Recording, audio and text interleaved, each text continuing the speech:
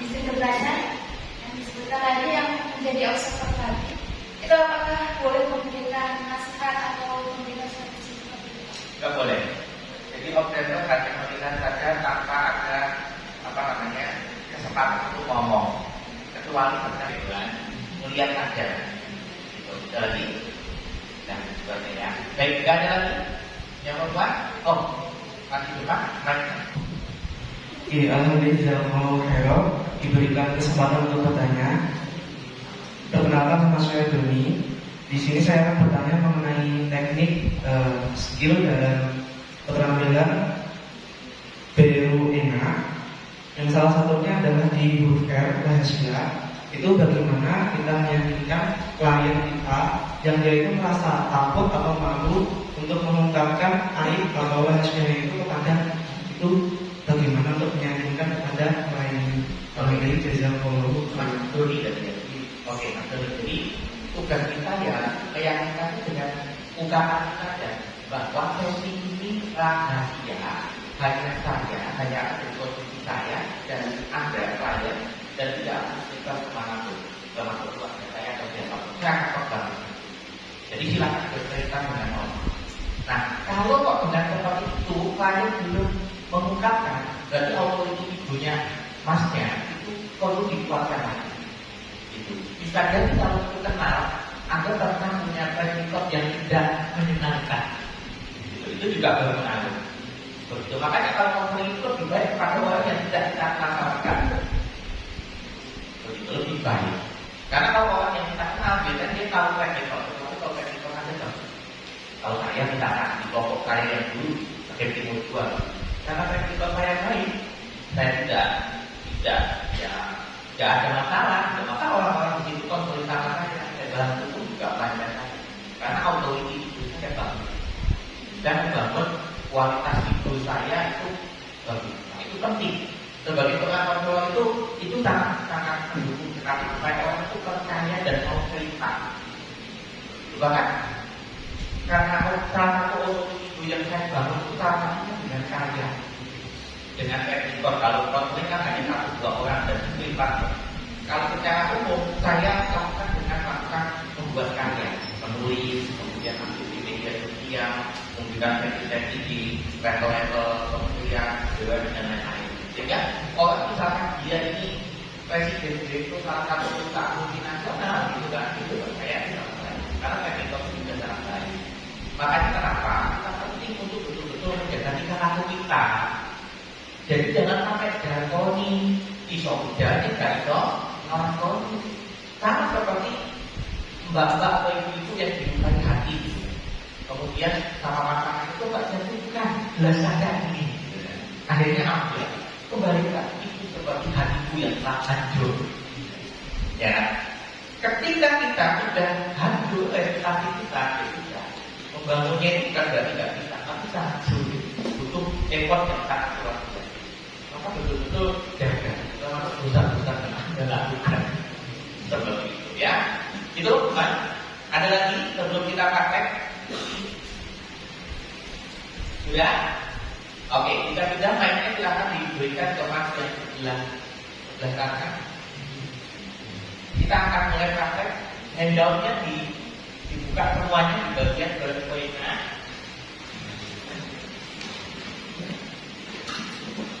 Ya, terusnya aturannya B, ya.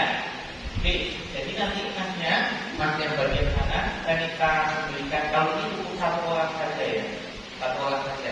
Cukup masnya yang sebelah kanan, kemudian yang di satu ini nanti masnya kambingnya, nanti saya kode, nanti kambing baik, alhamdulillah diselesaikan itu. Untuk B nya diselesaikan. Saya perjalanan kemarin, untuk hari ini kita mau konseling.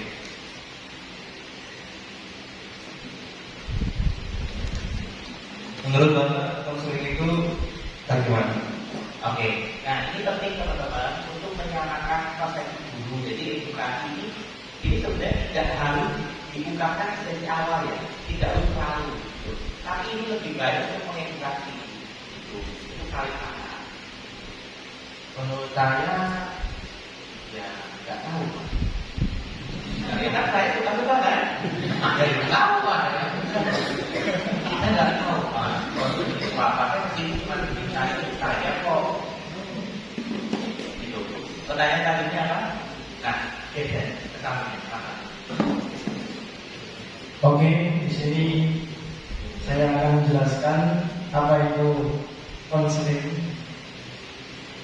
Konseling adalah serangkaian kontak atau hubungan bantuan langsung dengan individu, yaitu tujuannya untuk memberikan bantuan kepadanya dalam berupa sikap dan tindakannya. Oh, paham sekarang. Oke, lanjut. Ke pertanyaan berikutnya, hanya cukup pertanyaan nomor 1. Tenang Bapak, ini sesi ini rahasia. Jadi Bapak ungkapkan semua apa yang Bapak rasakan atau Bapak alami. Jadi santai aja, nggak usah dibuat beban. Atau sampaikan santai saja, ungkapkan apa yang Bapak rasakan aja. Terus sesi coaching ini kurang lebih 3 menit. Tenang dong, Oke, gitu. Itu di sekarang ya. Sekarang lanjut ke bagian buka. Kamu fokus di pertanyaan nomor 1 saja ya. Ya, yuk. Aku melihat wajahnya Bapak. Gak apa-apa. Jadi baca aja. Aku melihat wajah Bapak mengisyaratkan sedang terjadi masalah. Iya Mas. Jadi di beberapa waktu itu videonya terganggu. Saya benar-benar merasa tak nyaman. Begitu. Kenapa? Ya, saya bingung sebenarnya. Kenapa kok kita cemas banget sampai nggak bisa tidur? Itu. Nah, geser. Nomor 2 pertanyaan. Jadi masalah apa yang sedang Bapak hadapi saat ini? Masalah yang sedang saya hadapi sekarang itu, saya bingung dengan kata-kata. Jadi tadi sudah saya katakan bahwa saya bakal tidur. Saya di beberapa hari ini itu mengalami yang namanya insomnia. Dan itu yang biasanya jam 9. Ini kayaknya saya bingung kalau sebelum masalah apa. Jadi ini yang membuat emosi saya setiap pagi itu menjadi gak karuan. Jadi ketika berangkat kerja saya benar-benar gak nyaman. Oke, jadi ingat awal cerita saya. Jadi nanti Anda harus yang selanjutnya harus memahami betul. Kalau Anda kowa-kowa di belakangnya sana, gitu, Anda akan kehilangan momen. Ayopo. Ya, ingat kata kuncinya. Yo, sekarang yang ketiga. Jadi apa yang Bapak ingin dapetin dari konseling ini? Saya ingin tenang. Saya ingin tenang dan saya ingin saya tuh bisa tidur, bisa simpel.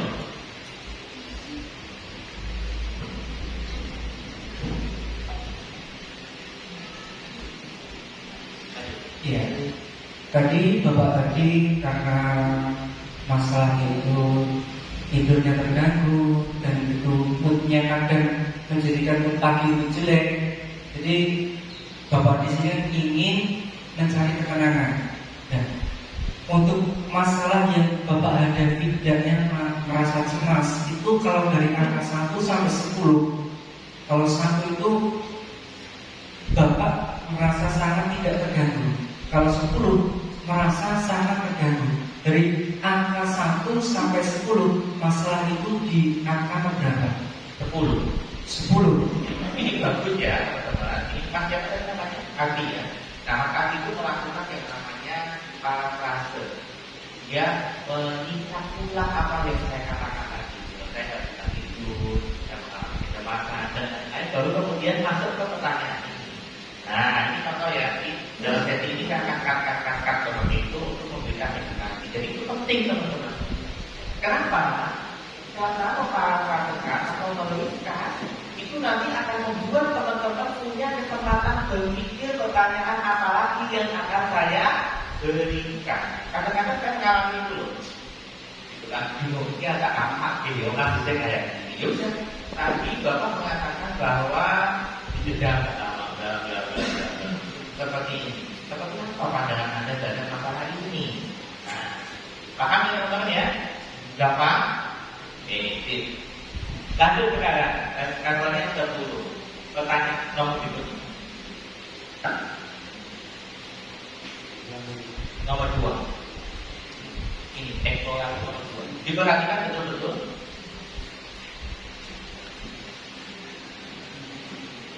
Nah, memparafrasekan itu Anda dapatkan dari sebelumnya, pertanyaan sebelumnya. Jadi makanya Anda katakan urutan. Harus betul-betul memperhatikan kata kita di level 10. Nah itu bisa diparafrasekan lagi, diringan lagi. Tapi Bapak mengatakan masalah ini di level 10 baru berikan pertanyaan. Seperti apa gambaran level 10 itu? Nah itu ya, silakan. Bapak tadi menyampaikan bahwa masalah yang Bapak tadi sangat mengganggu di level 10. Kira-kira seperti apa kan? Gambarannya itu ini Pak, saya itu ketika pagi hari, karena malam itu saya nggak bisa tidur. Pagi badan itu rasanya berat sekali, dan ketika saya pergi ke kantor, saya menjadi tidak produktif karena saya jadi ngantuk dan emosi saya menjadi nggak stabil, dan itu benar-benar sangat mengganggu saya seperti itu Pak. Oke, nah itu kan nomor 2 ya. Belakangnya silahkan lanjut nomor 3.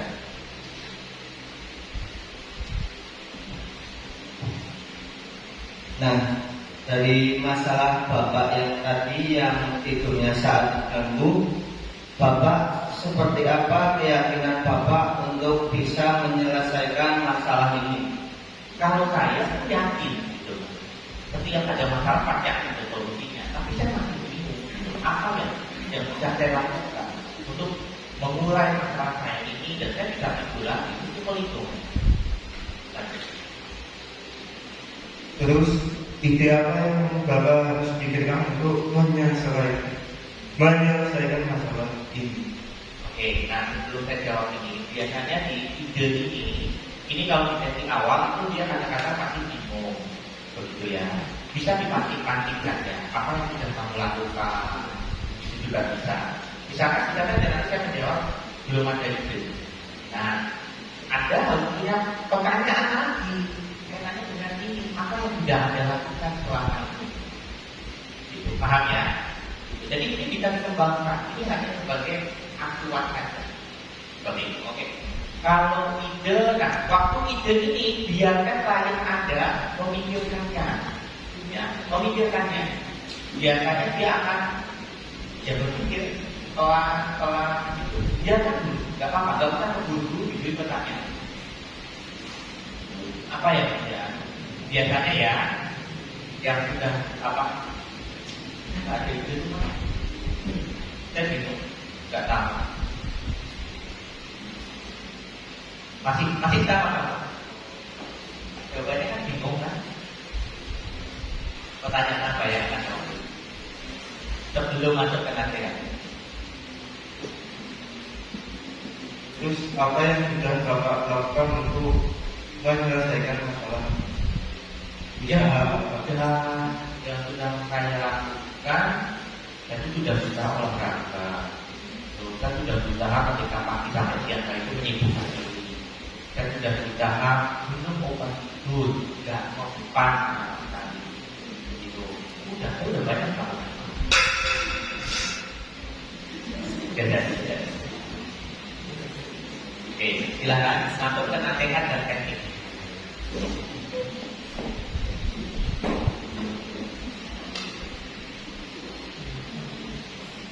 Oke, silakan dibagikan Pak. Oke, Mas ya, silakan. Oke Bapak, saya memahami bagaimana perasaan Anda sekarang. Namun pertama yang harus Anda lakukan adalah menerimalah dengan keadaan ini walaupun berat. Kedua, fokus pada solusi yang muncul di benak pikiran Anda dan berdoa sama Tuhan. Atas izin Tuhan, Anda akan menjadi lebih tenang dan bisa bangkit. Oke. Nah, baik, kalau sudah seperti ini biasanya orang sudah mulai oke. Nah, baru dilanjutkan dengan teknik-teknik kita. Teknik-teknik tadi kalau dilihat dari nasihatnya tadi itu sejalan. Kenapa? Pertama akui dulu. Kedua solusi sesuai sama sikapnya diri dan doa. Betul. Nah, sekarang setelah Masnya ngomong seperti ini, lanjut Masnya membantu proses terapi. Nah, itu ada di sini ya. Membantu proses terapi itu, tapi kan masalahnya apa? Bisa tidur. Oke, nggak bisa tidur, mengalami kecemasan. Nah, nanti Masnya mengatakan, Bapak, saya akan bantu Bapak untuk melakukan terapi EFT, Bapak. Bapak, saya akan membantu Bapak dalam melaksanakan terapi EFT. Oke, silakan gerakan dari ucapan saya ya Pak. Silahkan ikuti gerakan-gerakan saya ya Pak, Dan kata-kata yang saya ucapkan. dan kata-kata yang saya ucapkan. Nah, ini ya, silakan gambarnya seperti itu. Nah, silakan coba sama-sama ya. Jadi untuk bagian ini, tadi saya mengalami kecemasan di level 10 ya. Nah, yuk kita bentuk. Sebenarnya Bapak, sekarang kita bentuk bagian alis mata. Ikuti kata saya ya Pak. Putaran pertama, kita bukakan dulu masalahnya apa. Putaran kedua doa dan putaran kedua solusi dan putaran ketiga adalah doa. Oke, Bapak itu bukakan dulu. Tentu bagian alis mata. Ikuti kata-kata saya. Ya Allah, bahwa saat ini saya merasa cepat dan gak bisa tidur di level 10. Oke, jadi mata saya gak bisa tidur dan sangat cemas di level 10. Saya merasa cemas dan gak bisa tidur di level 10. Saya gak bisa tidur dan cemas di level 10. Saya gak bisa tidur cemas di level 10. Saya gak bisa tidur cemas di level 10. Saya gak bisa tidur cemas di level 10. Oke, itu putaran satu ya. Ini nanti sekali teman-teman ingat betul-betul. Ini putaran satu. Putaran keduanya adalah solusi. Balik lagi putaran satu. Saya mencoba tenang, saya ikhlas, saya pasrah, dan saya akan mencoba tidur dengan tenang. Saya ikhlas, saya pasrah, saya serahkan semua kepada Allah, sehingga saya bisa tidur dengan nyenyak. Oke, saya ikhlas, saya pasrah. Malam hari ini bisa tidur dengan tenang.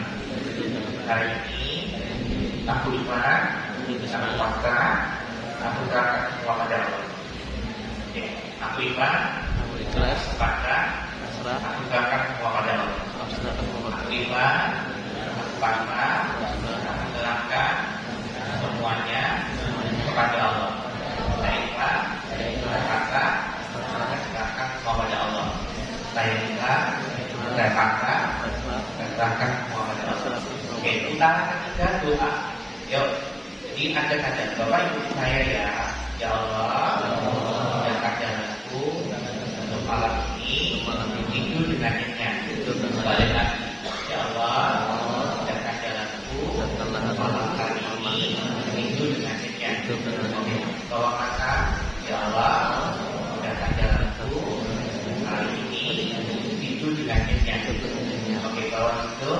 Ya Allah, jadikan jalanku hari ini tidur dengan nyenyak. Oke, bawa mata. Ya Allah, hari ini percaya dirimu. Aku tidur dengan nyenyak. Tidur dengan nyenyak. Aku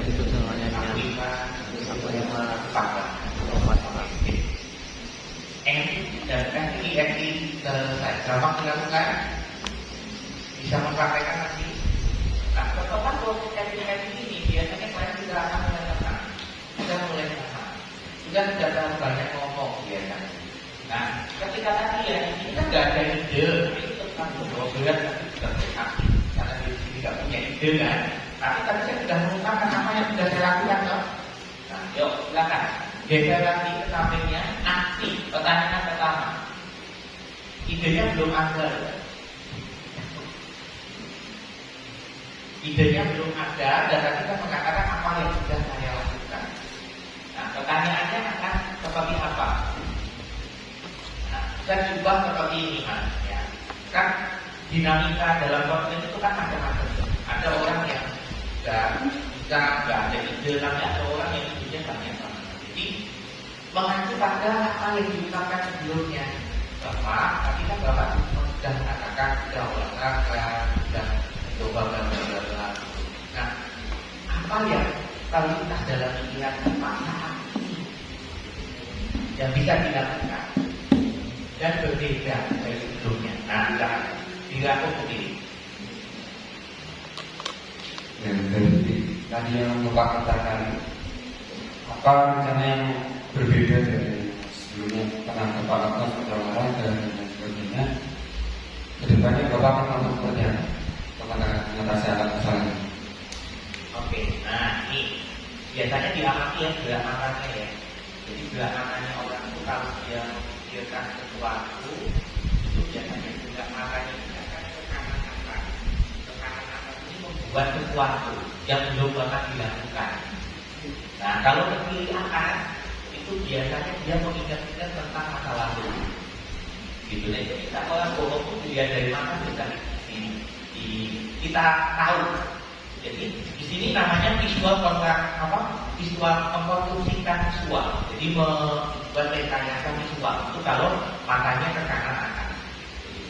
Nah, saya memikirkan kan belum saya lakukan. Jadi saya membayangkan biasanya apa lagi? Saya kayaknya dengan kata Mas tadi ya, kayaknya harus ikhlas ya. Saya selama ini aku belum ikhlas benar. Jadi tadi dari proses terapi yang saya lakukan itu aku sudah merasa sangat nyaman bahwa saya selama ini terlalu banyak ngeluh. Ada yang sudah diberi banyak dan dimakan oleh Allah, tapi tambah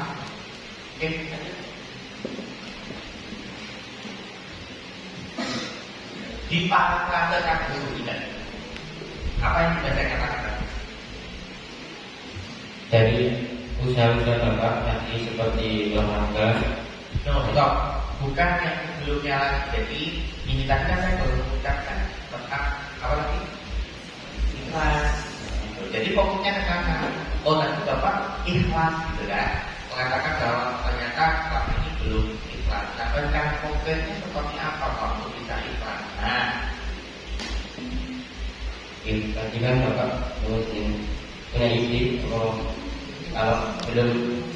Bapak belum ikhlas dan akan berusaha ikhlas ya, aksi rencana aksi konkret seperti apa yang akan Anda lakukan? kaliannya apa ya? Mungkin aku akan lebih mendekatkan ini sama Allah kayaknya, sama mungkin itu. Ini aku mau posisikan gak banyak ngomong ya. Tunggal ya. Oke, lanjut silakan. Berikutnya ini tadi hati ya, berjaya ya. Silakan. Praktekkan dulu iman. Kaitannya dengan keyakinan.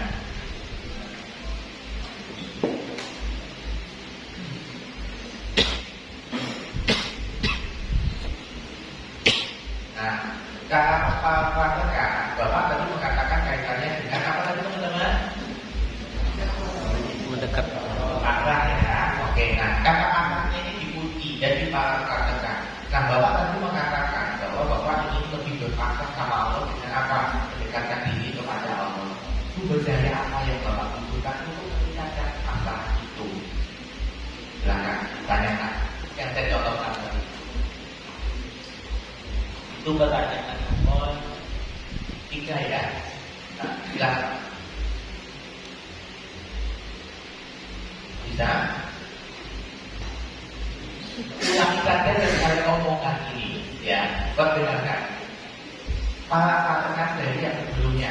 Sebelumnya tadi coba ikhlas ya, betul ya? Oke. Tapi Bapak mengatakan akan mencoba ikhlas dengan mendekatkan diri kepada Allah. Coba silakan dulu. Diulang. Tadi Bapak mengatakan bahwa Bapak akan berusaha dengan memasangkan diri kepada Allah. dengan beribadah. Sumber daya apa? Sumber daya apa yang Bapak butuhkan untuk memastikan bahwa untuk melaksanakan solusi ini? Kalau sumber daya itu kayaknya ya semangat aku banget ya. Jadi aku kayaknya sumber daya yang aku butuhkan itu semangat. Supaya aku betul-betul masalah ini semua, sehingga aku tuh nggak mikir macam-macam kecamatan kelima dan aku bisa ikut. Itu. Sekarang ya nomor 4.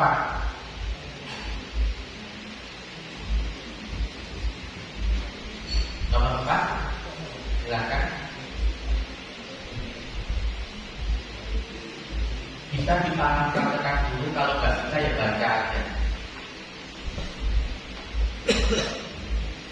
Jadi apa yang perlu Bapak antisipasi pada saat ini? Yang perlu saya antisipasi, kayaknya rasa malas sekali ya. Jadi seringkali rasa malas ini membuat aku kayak balik lagi jadi rasa cemas, malas untuk dekat sama orang lagi. Oke, kan?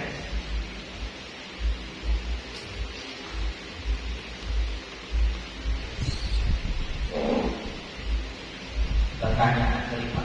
Bagaimana saya bisa mengetahui perkembangan rencana Bapak saat ini? Mungkin saya akan ke WA amatnya kalian. Minggu depan, mungkin minggu depan pertemuan yang aku bisa dengar. Oke, sekarang ke kesimpulan. Jadi di situ nanti Bapak mengatakan bagaimana tadi Mas Khalid mengatakan mengetahui bagaimana.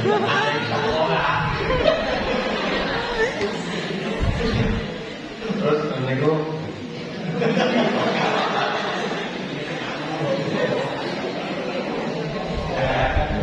itu akan nge-WA komunikasi dengan Masnya tadi. Terus jika sudah ada di sesi akhir konseling, kesimpulan apakah yang bisa kamu dapatkan? Oke, baik. Nah, sebelum kesimpulan itu kan kita perlu memberikan apresiasi atau pengakuan. Nah, itu sebenarnya bisa disebutkan karena saya mencoba untuk WA ibu yang akan datang itu saya apresiasi atas kesediaan Bapak. Ya, saya apresiasi dan sebenarnya juga bisa kita saya apresiasi atas kesediaan Bapak.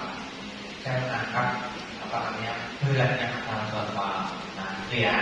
Kalau kesimpulan, kayaknya benar kata-katanya deh. Kayaknya memang aku butuh ikhlas, aku butuh pasrah, ya aku akan coba mempraktekkan teknik yang sudah dipakai lalu kemudian. Dan kesimpulan dari Bapak adalah mencoba ikhlas dan mencoba berkadang ini Masya Allah. Lalu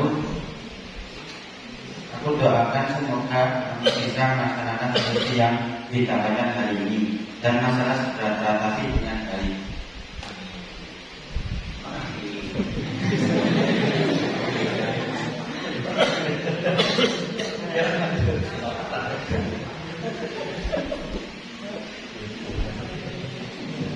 Nah, cara mengakhiri gimana? Ayo, ini juga juga. Terakhir, pertanyaan terakhir pemerintah. Lihat dia jawab kamu kita kurang lebih.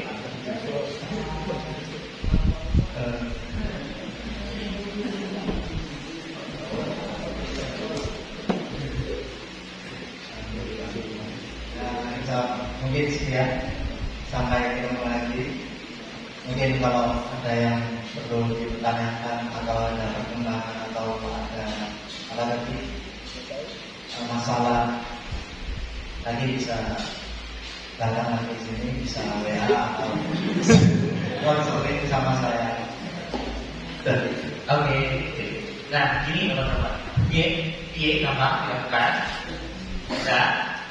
Nah, ini depan gue kan aku bingung gitu lah. Kalau nggak ada panduannya. Jadi untuk mengasih sesi, kalau kakak biasanya kan benar-benar memperhatikan waktu ya. Nah, ya waktu itu biasanya saya langsung berdiri ketika saya sudah saya doakan itu dan katanya ada pertanyaan apa dari kita hari ini ini kalau tidak ada, maka saya akan menjadi terima kasih sampai buka di depan satu orang bangga begitu karena itu boleh gitu. Nah kalau saya biasanya kalau teman-teman ke depan mau bayar, kalau saya kan kalau teman-teman saya akan belum ya teman-teman saya dulu. Kalau yang berbayar, kalau saya biasanya bayar itu jadi awal. Jadi awal itu semua bebas, jadi tidak ada yang cash, semua cashless. Jadi mereka datang itu prosedurnya adalah pilih paket konseling, bayar, dijadwalkan, datang kedua. Jadi bukan datang kemudian bayar saja. Kenapa? Karena seringkali bisa saja mereka nggak datang pada waktu itu. Saya rugi dong. Waktu yang biasanya tidak digunakan untuk konseling orang lain, tapi tidak gara-gara orang ini kan. Ketika dia sudah bayar, nggak datang, ya udah itu namanya. Oh, jangan duit kok. Itu kalau kita bicara tentang bisnis ya. Oke, dari praktek ini ada yang ditanyakan. Jadi tadi kita nanti sampai dua tadi ya, dua nanti kita lanjut. Nanti saya bilang ke panitia bahwa ya dia kuat dulu kalau memang mencukupi waktunya dulu selesai ya tidak. Jika ada yang belum selesai, belum praktek. Itu belum praktek. Seperti itu. Oke, pertanyaan akan didiskusikan dulu sebelum kita istirahat untuk sholat makan. Silakan dong. Nah ini pertanyaannya sangat bagus sekali. Sebelum membantu orang lain, memang yang harus kita lakukan diri kita sendiri, Pak. Yang harus dilakukan ya kita tidak perlu tanya macam-macam dengan pertanyaan yang seperti ini. Yang perlu kita lakukan kita pada masalah kita apa. Jadi masalahnya apa? Oh masalah ini aku sedang memikirkan sesuatu. Ya udah kita ambil masalahnya, keyakinannya ini apa? Saya merasa nggak mampu, saya berat bahkan karena itu saya tidak mampu. Ya sudah, langsung saja pakai konteks. Jadi langsung di sini. Jadi langsung menerapkan diri sendiri ya Allah. Kali ini saya merasa berat sekali. Karena apa? Saya merasa berat karena diundang. Jadi pengulangan itu menjadi sesuatu yang pasti. Kita mau validasi bahwa kita memang melakukan itu. Bahkan baru kemudian kita berikan solusi. Tetapi teman-teman ya, Anda harus melihat dulu masalah-masalah Anda.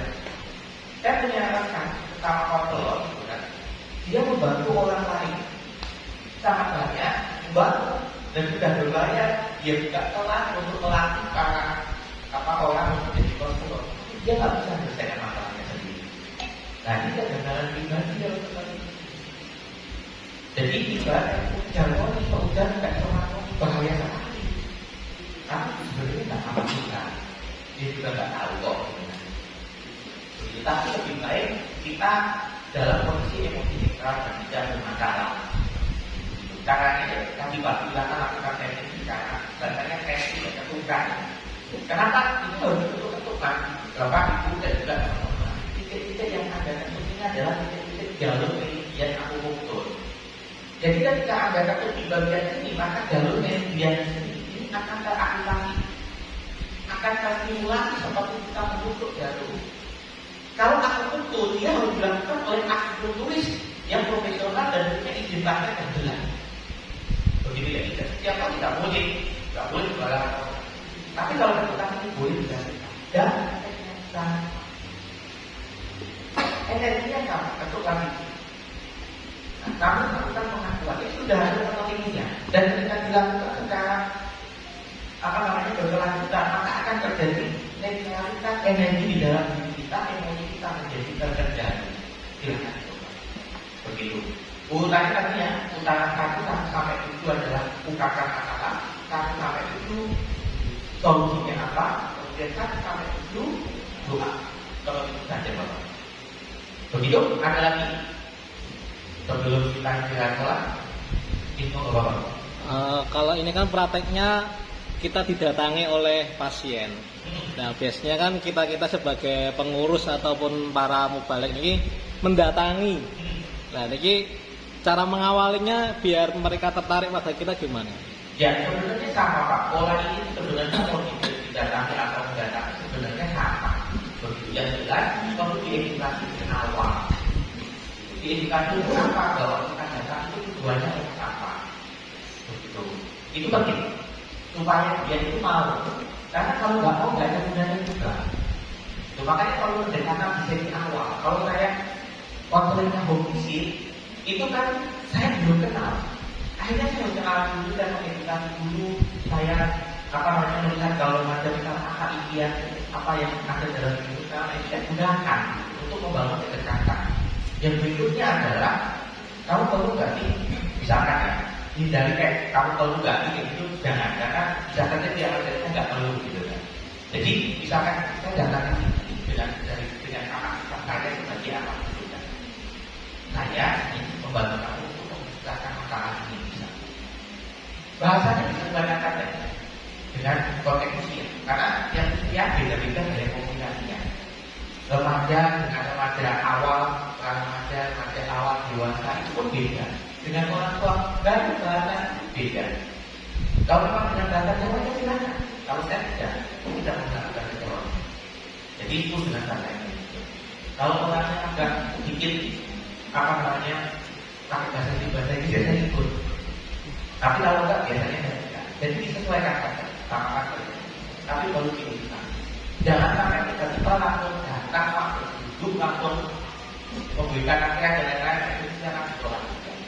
Walaupun dia mendengarkan. Jadi bangun kedekatan. Dan ini baru kemudian diterapkan setelah kemudian dia oke, paham konflik itu apa.